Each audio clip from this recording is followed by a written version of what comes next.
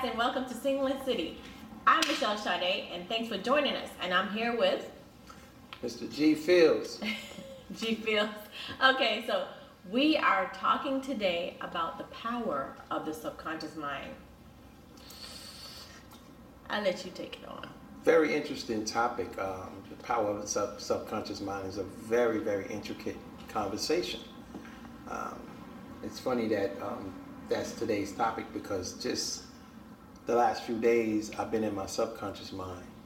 Oh, really? Absolutely. I believe the subconscious mind is something that is started in a state of sleep. Because, you know, in order to have the subconscious mind, the actual brain has to be sleeping. In order to have the subconscious thoughts, because subconsciously what happens is our subconscious mind takes over when we're in a state of sleep, because your brain activity is still functioning, but you know your subconscious mind actually takes over your actual regular mind. So the thoughts are embedded in your conscious. Most of the time subconscious minds rely on conscious thoughts. Like, so say you have something every day or every other month that you've been thinking about. Most likely you'll dream about it because it's embedded in your subconscious mind. You know, there is a thing called deja vu, which is also part of the subconscious mind, because deja vu is something that you readily can identify what time it actually happened. You just know, oh, I saw this before. Yeah, well, you went there with deja vu. That's a whole nother show. But that deja vu is very deep for me.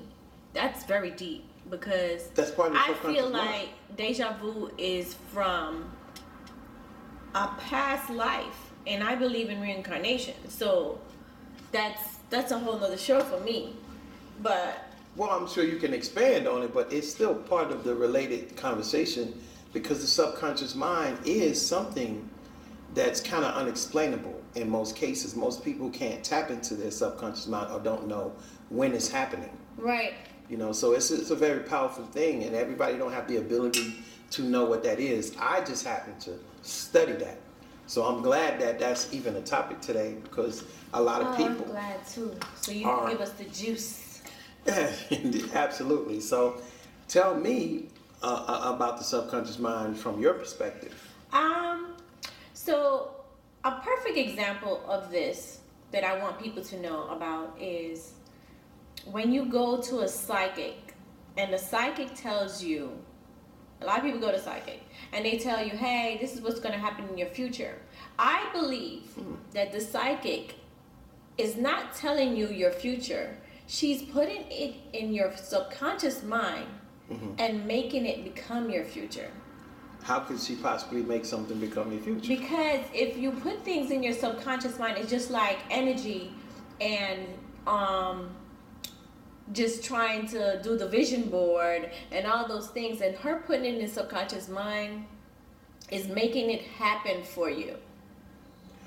I know it goes deep, right? Well, she's putting it on your conscience. Right. And back to what I was saying at the beginning of the show, when something is consciously embedded in your head, it becomes a part of your subconscious mind. It's really not something you think about all day, every day.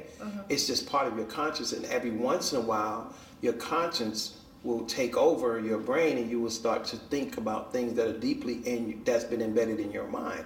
And sometimes it's weird because we got what you call an imagination, right? Okay. And your imagination sometimes can run all over the place. Yeah. But part of your imagination is those random conscious thoughts that are already in your head, mixed with a lot of, I think, irrational thoughts. Because sometimes it's just the brain can take in so much, and sometimes it's what you call scattered brain.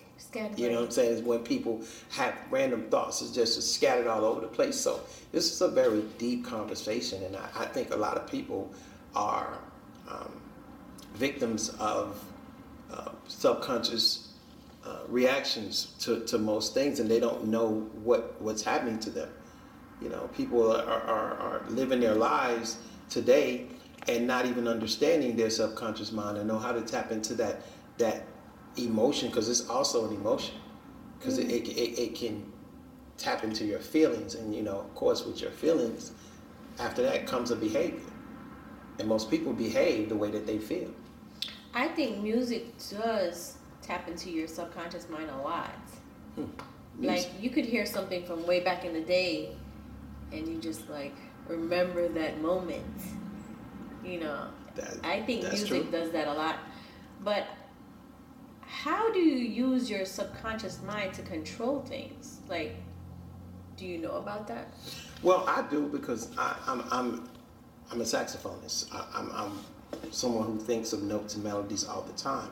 So I have to use my brain to control dynamics of how I'm going to convey something, or whether it's a conversation or whether it's musical notes. You know what I'm saying? So a lot of times control comes with, learning how to create. I mean, not create, but transfer energy.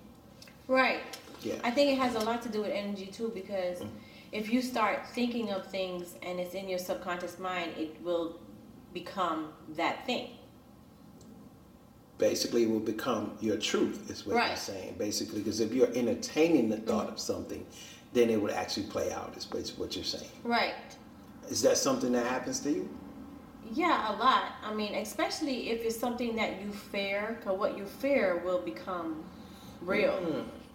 Yeah. So if you have a lot of fear of something and you have that in your subconscious mind, you're actually bringing that to reality. Well, fear is unknown until it happens. Mm-hmm. You can't possibly fear anything that's already happened. You may fear that it'll happen again.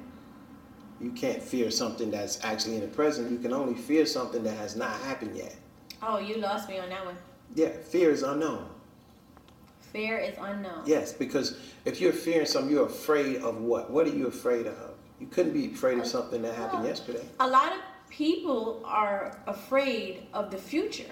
Right. And that's what brings a lot of anxiety and panic attacks and things like that, because they fear the future. Right. The unknown. You just said the future is the unknown. Yeah. Because we don't know what the future is. The future's 5 minutes from now.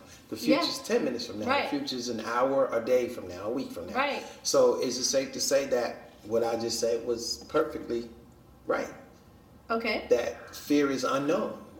Fear is unknown. Yes, because unknown is the future. Fear the unknown.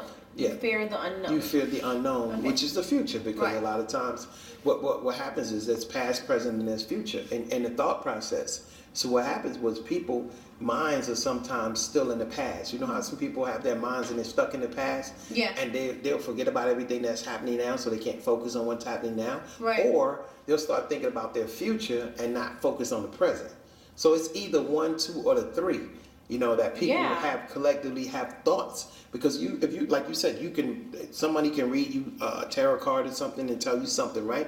And you can keep on speaking it into existence, and it may happen or it may not happen. Right. It depends on how you exercise a thought. Right. But if that's destined for you, it will happen. I think what card readers and people do, I think they have just a bunch of data that they rely on, energy from whoever they're talking to, and they put most common things into people's minds, and people say, oh, how would you know that about me?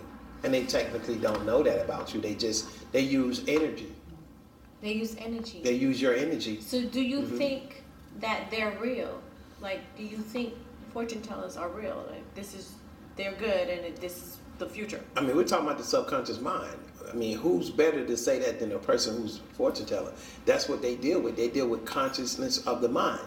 So the consciousness of the mind and the thoughts that are randomly running through their minds, they're using that is to make it a common situation with whoever it is, you know what I'm saying, that they're talking to. Say if I'm talking to you and I say, well, Michelle, I think in your future, you know what I see? I see a husband, and you go, okay, that's something that I probably already thought about. So, I see one too. Where you at? Where you at? Hey, where you at? All right. Subconscious mind, you better have your subconscious mind ready if you want to deal with this. But seriously, I think what people do is they predict the most common things that people can identify with. And it almost gets people every time, because we all, when you use common sense, a lot of times when they're talking to you, they're not talking about something that you can't really understand. It's most of the time it's something very common, like, your mother was such and such. Well, your dad was such and such. It's all common. I see him. I see him in your future. Yeah, it's all common Yeah. things. So how could you not relate to that? And then most people are gonna say, well, she wouldn't have known that about me. If you go to a fortune teller, more than likely you want to know about your work, money. You want to know about money, love, in your future. Yeah. Those are the two things people normally go, and or your health. Or your health. Those are three things. So she's gonna touch on those things. right. That's what I'm saying. She takes more common things that you can readily identify with, and you're going to say, how would she know that about me? Everybody had a grandmother. Yeah. Everybody had, I see a mother. That's like, yeah, everybody had that. Or she liked red, didn't she? What's her favorite color, or things like that. I have to say, some of them are not good, or they're just fake, and some of them are good. Some of them are actually really good. I have been to one in New Orleans that I thought was a joke that turned out to be real. What do you mean she was real? Like, why would you determine that she was real? Well, maybe. She predicted my mother's death a week before the death. Did she? Did she know your mother was sick? She blew my mind. Was She your did mother not sick? know. I didn't talk to her. I sat down and she kept on bringing her up. What And did I'm she like, say to why do you keep bringing up my mother? I want to know about my love life. I want to know about my, you know what I mean? We're playing around. We're in the friends' cars. Me and my girlfriends. Okay. And I'm like, listen, tell me about my love life. Like, no, your mom keep coming up. And I'm looking like, what? Why you keep bringing her up? And she told me. Wow. And did she And told the you your whole mother thing was was going to pass basically away? about my mom, and she did not read me on anything else. But she didn't tell you your mom was going to pass away. Yes, she did. She said that? Yes, she did.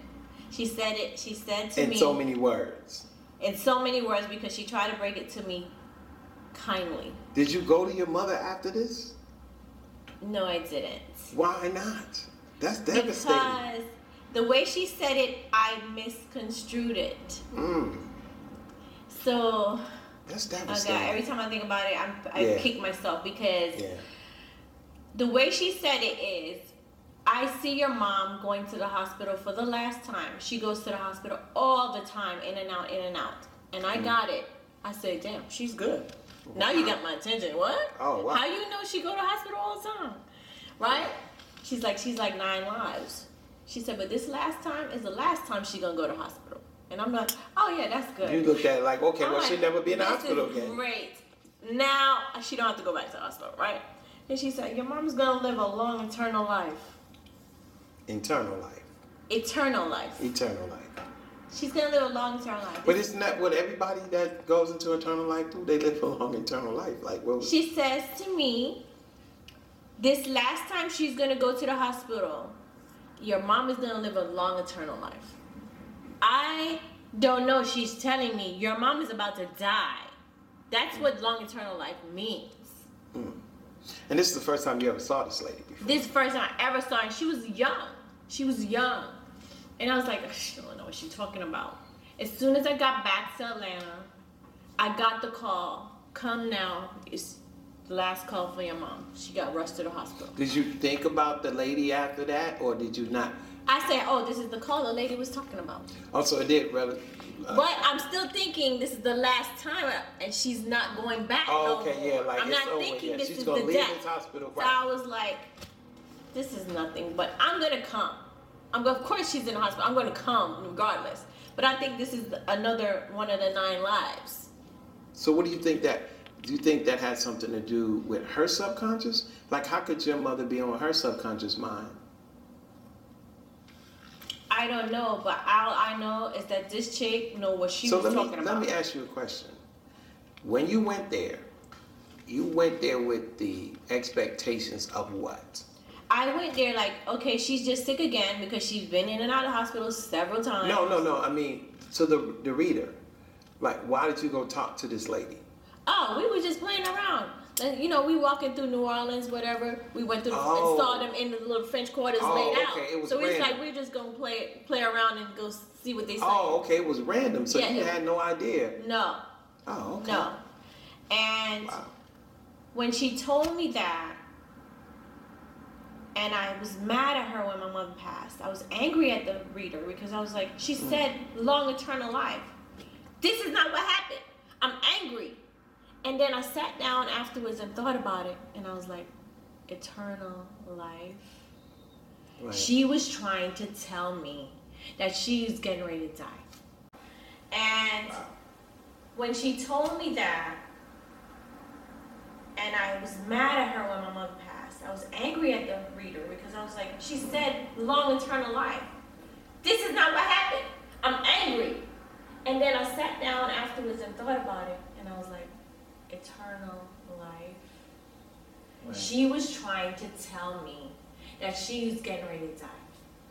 And I was so angry because if I knew that, I would have changed this, and if I would have did this, and I would have did that, and regret will eat you up. Yeah, I understand. Regret would eat you up. I understand. It's been 8 years now. My mom abruptly died. You know, and she was calling me like a week and a half before she passed away. And it was one of those things where my mom would just call me sometimes and just didn't really want anything. And I was like, Mom, I don't want nothing. Mom, I don't want nothing. I'm on the phone, right? And I was like, Mom, I don't want nothing. I'm ready to answer the phone. I'm like, nah, I don't want nothing. Look at Mom. Mom, I'll call you back. So I text her, Mom, I'll call you back. She hit me on Facebook.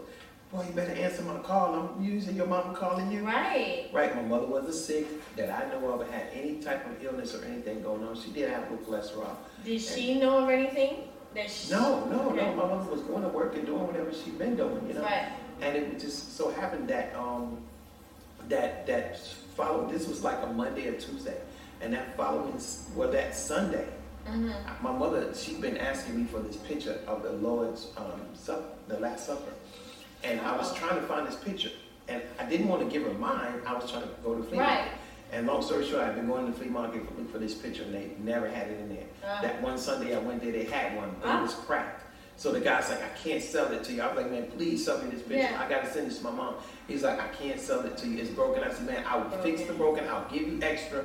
I finally talked him into doing it. I went home, hung this picture up just to see how it looked, right? 6 o'clock, I hung the picture up. My nephew just happened to be living with me. His father had just went into intensive care an hour before that, right? An hour later, his father died, and I went around the corner to tell him his father died. By the time I got back home, my mother died. So my nephew lost his grandmother and his father, and I lost my mom. And all I could think about was, why didn't I answer that damn phone? I get it. You know, the regrets that you're talking about. Regret. I felt that. So now, back to the subconscious mind. Right. Those thoughts never left the back of my head. I can still hear my sister screaming. Like, it's embedded in my subconscious mind. You understand what I'm saying? And like you was talking about control, it's not something I have control over, because at random times I just burst out from crying. Oh yeah. Sometimes it'll hit me sometimes I can just be happy. It can be on a good day, and I can walk in the house and something, boom, it just hit me, and I just go into it, because those thoughts they're not gone. No, they never gone. Those They're thoughts never are gone. never gone. They're never gone. And that's what I was saying about music. Because I'll hear a record that she would play. I'll be in the supermarket and hear the record. And I'm like, oh, God, I just feel like she's close to me, you know? Because those things remind you of her. Yes, it does. So you use your subconscious mind often. Oh, yeah. All the time. It's constantly working. I don't know about yours. But. So what started this whole thought about doing this on the show today? I'm curious now, to pick your brain a little bit. Well, the reason why is because I always study the subconscious mind. There's a book that I read, The Power of the Subconscious Mind. I know that book. Yes. You know the book too? Absolutely. Excellent book. Get that book. Get that book. Yes. Power of the Subconscious Mind. Yeah. It would change your life. Yeah. It would change your But mind. it's also scary. So sometimes you gotta really try to really understand it. Can't just read it and read it. You gotta really go back and read and understand it, because a lot of people, they read and don't understand. What did you get from the book? Well, again, I started reading those type of books many years ago. I'm 52 now. I've been doing this since I was 16. Wow, that's a long time. Training my brain. Yeah. On how to think to most common questions and studying behavior. Yeah. And things like that, because I was always intrigued and curious about the mind, because there was a time where I couldn't sleep. And I was afraid of going to sleep because, and to this day, and I'm going to get to that point too, but when I was younger, I was afraid to go to sleep because there were so many people dying around me. And most of the people that I knew, they were older people, and they were dying in their sleeps. Oh, God. And every single person like kept dying in their sleep. And there was one point I told my grandmother, Mama, I don't want to go to sleep. I was like, why you don't want to go to sleep? Why you keep talking about you want to go to sleep? Because I don't want to die. Yeah. So in my mind, I had to learn how to control my thought process because I started thinking that if I went to sleep, that I was going to die. Yeah. And I thought that for a long time. And there were times I would go to sleep and abruptly wake up like, I ain't caught slipping. I'm not trying to go to sleep like that. So it was really turning into like a mental illness for me. It became a problem for me. You understand? So did you have nightmares? I wouldn't necessarily call them nightmares. It's just that my conscious thoughts, and this is what I'm trying to tell you about the subconscious mind, and this is what I learned from the book, that when you go to sleep, the first thing that you think about when you go to sleep, when you wake up, is probably real fast. It happens real fast. Like you have to think real fast, like the last thing you did before you actually could remember passing out. It's a split second. Every single person I'm sure does it. They don't acknowledge it. The first thing you think about when you wake up is what you can remember before you actually passed out and went into the state of sleep. Because it's normal for you to do that, because when you're falling asleep, you're trying to remember what you're doing. Because if I'm watching TV, I'm remembering that I'm watching TV, but I know I'm getting sleepy. Right. So in my mind, I wake up with that same last thought. So I don't technically dream, like have nightmares too much or anything, because because my mind is always consciously on the last thing I can remember. For me. Oh, okay. That's the way I train my brain. Okay. So when I go to sleep, it's usually maybe some subconscious thoughts, but not really a nightmare or anything, because I allow myself to only think about what I can remember before I passed out. I get it. Because that's what makes more sense to me. Because I don't think you just fall asleep, you say, I fell asleep, I'm tired. Yeah, I acknowledge all that. But where was I? I was on this couch, I went to sleep, and what was I thinking about before I went to sleep? And when I wake up, it's real quick, I can get a glimpse of what happened before I actually passed out. I guess that's a technique. That's the technique that I learned. But while I'm sleeping and I'm in a state of sleep, my subconscious mind would probably be clear or would only have that on it. The last thing I did, because that's the last thing I thought, because there's no other thought process from the last time that I can remember I was awake. I'm completely different. So how do you control it? Because when I go to sleep, I have visions of the future. How do you know it's the future? Because it happens. So I'm kind of different. Like God gave me the gift of knowing a lot of the future before it happens. And He gives it to me constantly, which I like that. I feel like I'm blessed. So I get a lot of warning signs of certain things, and I always dream 2 days ahead. So I use that for my best benefit. I want to go to sleep. I want to know what God is telling me is going to happen in the future. And I don't know if the subconscious mind has anything to do with that. So that's where it gets deep, because is He telling me the future, or am I making the future in my subconscious mind? So that part I don't know. But I know that when I dream the future, it happens. Well, dreams are a part of your conscious. Yeah. That's the only way that dreams can happen. They have to be already on your conscious. So like you said, if you're telling yourself this is your future, then in your head, that's what your future is. Doesn't necessarily mean that's your future, because remember, future is unknown. Yeah, I mean. So how could you know the future if it's unknown? Well, I don't know. Is it truly unknown? Here's the psychic telling me my mother's gonna die. Here is me dreaming of stuff in the future and it happening. Like I even dream people gonna die and they end up dying. So it's just weird. Well, maybe there are some unexplainable. Did I make them die? No, there are you know. There are some unexplainable things. It's like Malcolm X and Dr. King. Malcolm X said in one of his speeches, he lived his life like a man that's already died. Yeah, okay. He was living his life like he had already died because he knew that someone would kill him. Well, he had actually had a vision of that. Right, because he was in a position where he knew that he was being watched and followed, and it was just a matter of when. Same thing with Dr. King. It was a matter of when. Yeah, and a lot of times I hear or I think that people kind of know their future, just like how they say, like, you are in control of your future, right? Right. You're in control of things in your life. Right. You can visualize stuff, or the energy. You wake up in the morning. Your life is the way you make it, right? Mm-hmm. Well, I think that, did he actually make that happen to him? Did he actually just thought of, somebody killing him, and then that came into play? You know what I'm saying? Did your subconscious mind make that happen? Because your subconscious mind can make things happen. Just like how they Make say things happen for God you or is for in other you. people? No, with your own life. I I have done it with other people and it happened, but I don't. that's a whole other story. Now we're talking about mind power meditation, telekinesis. We talking. Okay, really you talking about some stuff Yeah, I don't even know. We're really talking about some really deep thought processes. Yeah, back to the imagination part.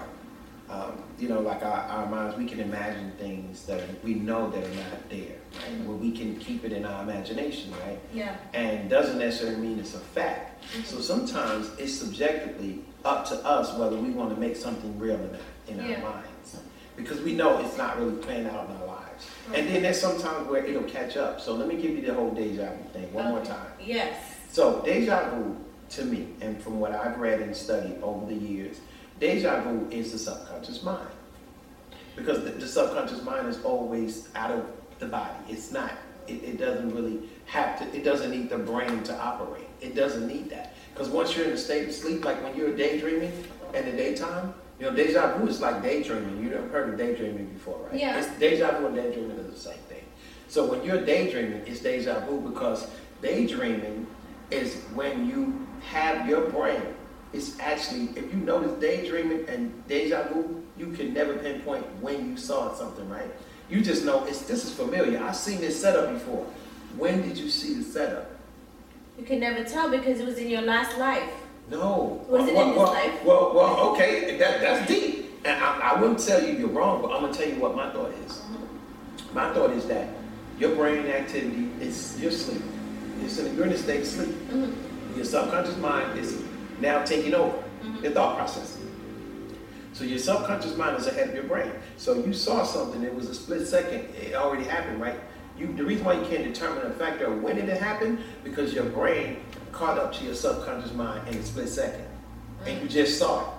You just saw that. It ain't, you saw it last year, because you never know when it is. So the only way to interpret that or to explain that is that quickly the subconscious mind was ahead and the brain came and then you woke up. Because what happens is when you go to sleep and you wake up, your subconscious mind takes over and then your subconscious mind goes back to where it is and then your brain wakes up. And when your brain wakes up, it can only identify with just part of what you thought about because everything wasn't in your brain. Your subconscious mind was able to leave enough on your brain to let you know that you thought about this last night. But you don't have it all because think about it, when you're in it, if you go Google it or read it, when you're in a state of sleep, your mind is at rest. It has to wake up. The subconscious mind goes in and out to wake up your brain every day. Yeah, I've been noticing mine staying up all night, which is just aggravating. Don't stay up all night, y'all. It just keeps me up all night because I don't know. I'll wake up and I'm just I know my brain has been wired the whole time I didn't sleep. But your brain at some point. But how do you calm that down? You don't, because when you're sleeping, you don't have any control. I know. With your mind. That's what I'm trying to tell you. You also don't have control over your subconscious mind. I know. It acts on its own, but it's only acting off of conscious thoughts. that have already been placed into it. You understand what I'm saying? Like, our brain can't overload and take everything, so the subconscious mind, some of the things get put in the back of your head. You ever put this in the back of my head, right? They get stored. Yeah. So it's like a computer chip. When you store something in the back of your brain, it gets into your subconscious mind. It's like a collection of data. So when you're asleep and your brain activity is resting, that subconscious mind has so much in it. It can run wild. It can run anywhere, right? But when it comes back to wake up your brain, at that point, you're now not in a state of sleep, so you're conscious.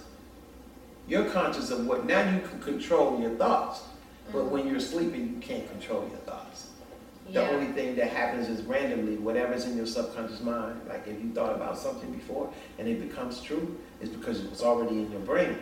You embedded that in your brain. Like you said, you told yourself So that. did I make it happen? In a sense, yeah. Yeah. In a sense, no, you recognize that it was going to happen. It was already going to happen. You didn't make it happen. Because sometimes we can kind of pre-see things before it happens. Like, okay, I see what's about to happen now. And then it happens. But did I make it happen because I put that in my subconscious mind and said, oh, this is about to happen, and then it happened? Well, your subconscious mind allowed you to have a peek into it. You know what I'm saying? Yeah. Because like I said, the subconscious mind, when it goes back into the brain, it actually wakes the brain up, and that's when you wake up. But it leaves a stain on it, and it leaves enough on it so that you can identify that you were thinking about something while you were in a state of sleep. So it's like the brain controls.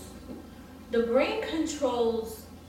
So this has something to do with energy too. Absolutely. If you think about energy is everything. Because you know they say that you can control the energy and you draw certain energies to you, but your brain is also controlling the future. Yeah. To me, I think. Well, everything about your brain is energy. Every single thing about your brain. Oh, the brain is energy. The brain is energy itself. You know what I'm saying? It's a big ball of energy. You got neutrons, protons, atoms. Everything that makes up the universe is in our brains.